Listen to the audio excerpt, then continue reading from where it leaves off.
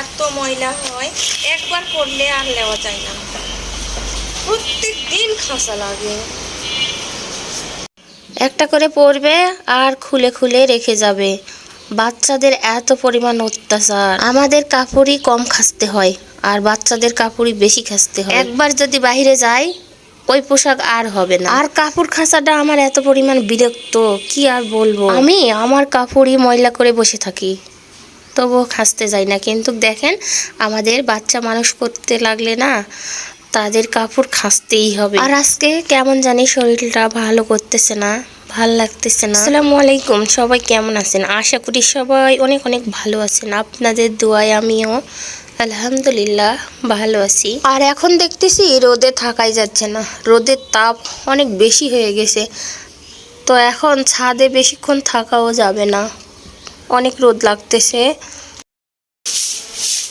তো এগুলো ঝাড় দিয়ে আমি নিচে চলে যাব। আজকে রোদে মানে ছাদে রান্না করা যাবে না, প্রচুর পরিমাণ রোদ পড়ছে।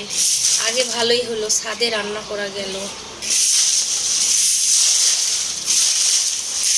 আর এখন যে পরিমাণ রোদ, আর ছাদে রান্না করা যাবে না।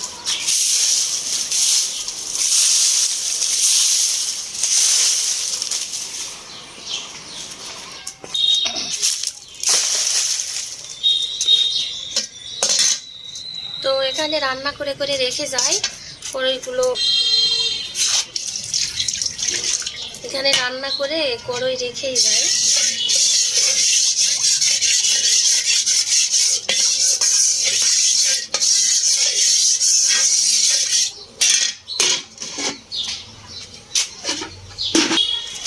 আর এখানে রান্না করে এগুলো ঢেকে রাখি।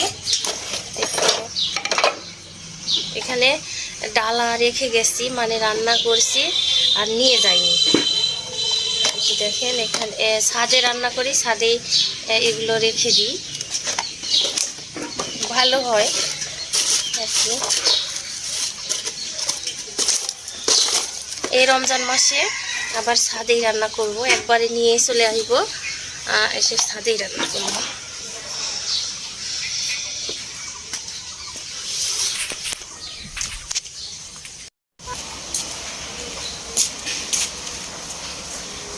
তারপর চাচ্ছি কিন্তু হবে না।